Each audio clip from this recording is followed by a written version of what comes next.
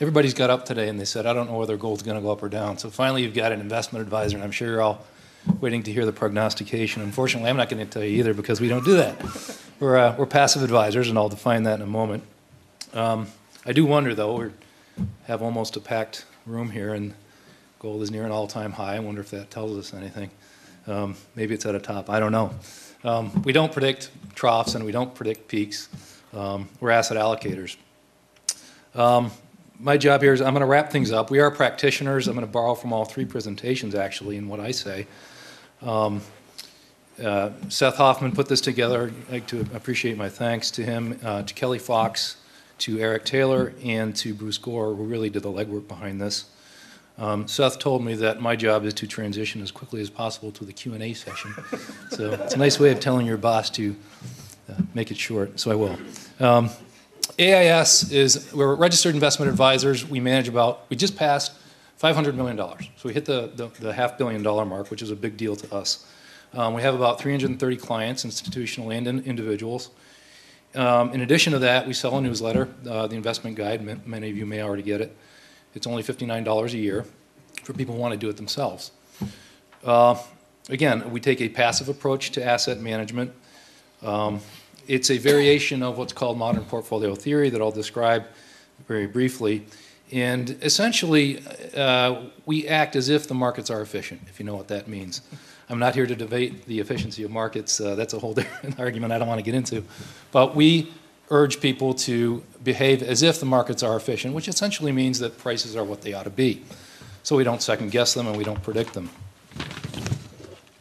These are the asset classes in which we recommend. Cash, short-term bonds, real estate investment trusts, U.S. stocks. We like a value tilt and a small cap tilt. They are riskier, but they provide higher expected returns. And that's also true within foreign stocks, both developed and emerging markets, and of course gold. Our basic approach is our themes are diversification, discipline, and keeping our investment-related costs to a minimum. And with regard to how we form these portfolios, we essentially determine a person's circumstances, and we form a portfolio based on what we perceive to be their tolerance for risk and what they're trying to achieve. So we have conservative, moderate, or aggressive portfolios. In reality, we construct portfolios that are tailored to the client, although these are general guidelines. So for example, the average moderate client might have 10% in cash equivalents. And going all the way down the line here, as you see, as far as gold is concerned, we keep about 5 to 10% depending on who you are and what you're trying to achieve. How do we manage our portfolios given that we're passive advisors? It's all about rebalancing, and rebalancing is really discipline. This is a particular asset class, but it's indicative of all nine, the way we manage them. Over time, what's the allocation? The target allocation for fixed income in this portfolio might be 25%. That's the dotted line in the middle. But we have a high of 28.75 and a low of, 21.25%. Those are bands. So if over time markets change, the value of the percentage of assets devoted to bonds might rise, and if it hits a peak and exceeds that bound, we'll sell a little bit. We'll bring it back to the target. What do we do with the proceeds? We simply reinvest that in whatever asset classes have gone down. Notice there's no prognostication here, okay? We're after stability and returns that are positive over time, but we're trying to minimize that volatility. This particular chart is from the $100 million pooled income fund that we manage on behalf of AIER. So what this provides essentially is a mechanical means of selling what has gone up in relative value and buying what has gone down. Buying high and selling high and buying low. Got to get that right. This ensures a lot less volatility without sacrificing returns. And it also keeps your investment-related costs to a minimum because we don't do a lot of trading, okay? Those exchanges are not triggered very often. Now, we depart from orthodox modern portfolio theory in our embrace of gold, that 5 to 10%. Dave outlined some of the reasons not to hold gold. It's a non-productive asset, essentially. It is commodity-like. It is merely speculating, really. You're simply speculating that somebody at some point is going to pay more for it. It does not generate income, and there's no apparent utility. And although we've heard pros and cons on this. I would argue it's not a terrific inflation hedge. If you look at this data, inflation, the returns, average annual returns on, inflation has averaged annually about 3.1% since 1926, with a standard deviation of 4%. Greg was nice enough to define standard deviation for us. It means your returns will fall within -1, or the inflation averages between -1% and 7% annually. But gold, it averages 8% per year, but look at the volatility, 38%. Those are returns on average between -30% and positive 47%. How could that kind of volatility possibly hedge against something like that? And here's the correlations.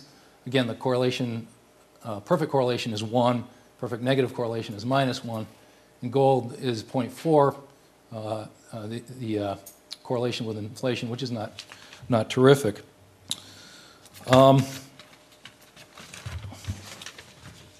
The next chart shows the returns. It's the growth of a dollar, basically beginning in 1967.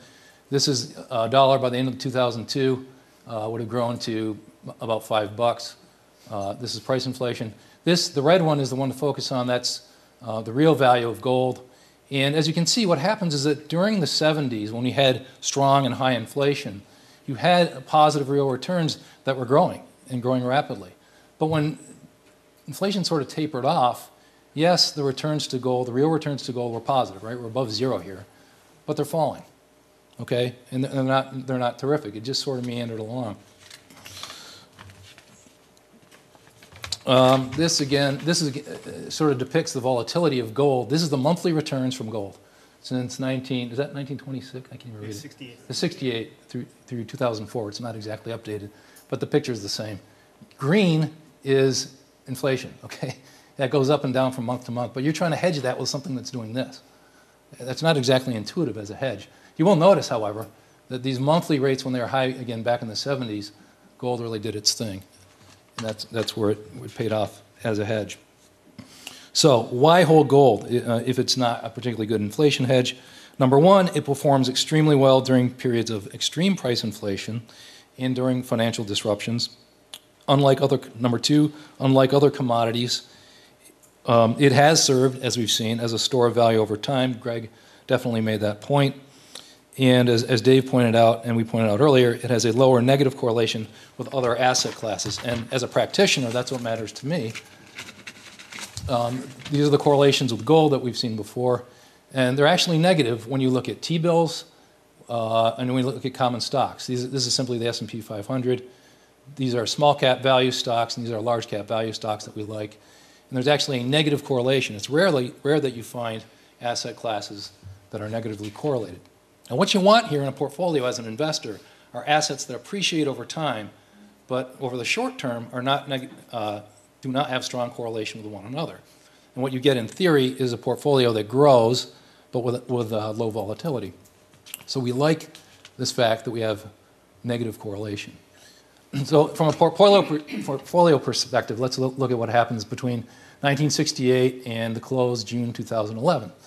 If you took an all-equity portfolio, put a third of it into the S&P 500, and put the other two-thirds into large-cap value stocks, and the other into small-cap value stocks, the average annualized return over that period was 11.7%, and your standard deviation, your volatility, again, we like that number to be small, was 17.89%. Now, what if we took 3% or so out of each of those and put it into Treasury bills? Well, your portfolio's return goes down a little bit, but the standard deviation drops pretty significantly. Okay, you're putting it into a more stable asset. Lower returns, but it's more stable, and a lot of people like that trade-off. Now, you think that gold, remember the volatility I showed with gold, you think that gold would add a whole lot of volatility to your portfolio, but that's not the case. Okay, your portfolio over that period of time actually increased to 12%, and your standard deviation was exactly as it happens, exactly the same as it was when you added T-bills. Why is that? It's because of that negative correlation. It's a lot, so you're adding an asset that's quite volatile from month to month, from day to day, but because it's not correlated with these other asset classes, if you're rebalancing it periodically, and in this case I think we rebalanced annually, you get a pretty nice outcome.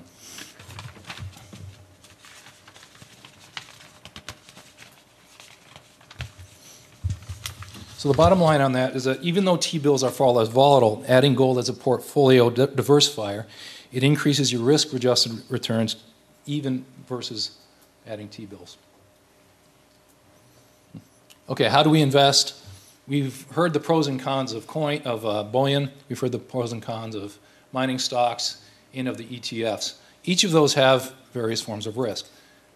How do you deal with risk? Well, standard treatment is diversification, and a lot of our clients do all three. Some favor gold coins. They really like to have gold coins clutched in their hand. Some of them are going to go to their grave that way, I'm convinced. We actually had a client call us once and whisper very quietly on the telephone that his gold coins are stored in the back left corner of his freezer.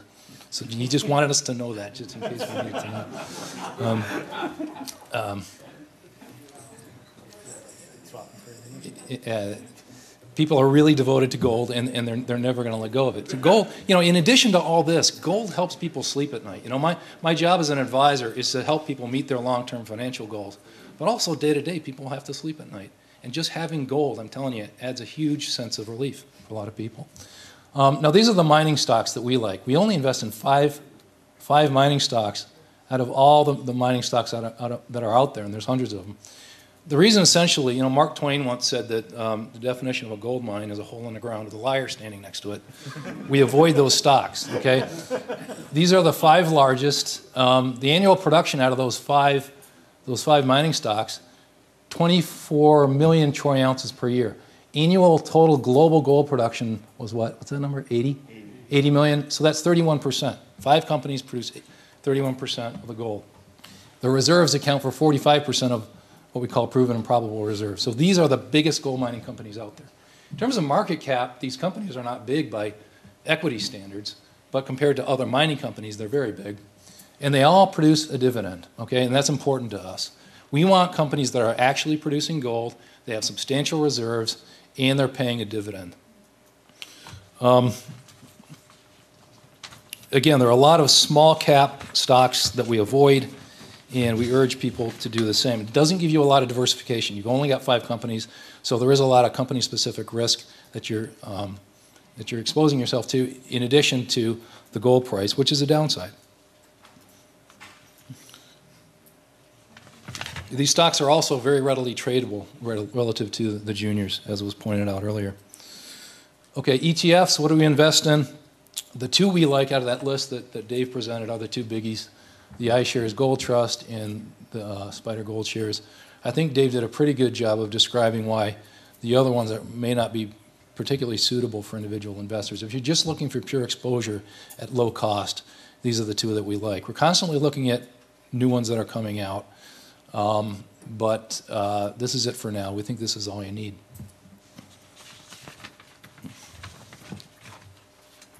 As far as holding physical gold, yes, you can hold bullion in the vault, and James talked a lot about that. We had an article in the investment guide where we interviewed James, and you can get a copy of it out front here. And he did a very good job of describing that process. And although there are costs associated with that, some are a lot cheaper than others. We have a lot of clients that actually have gold coins.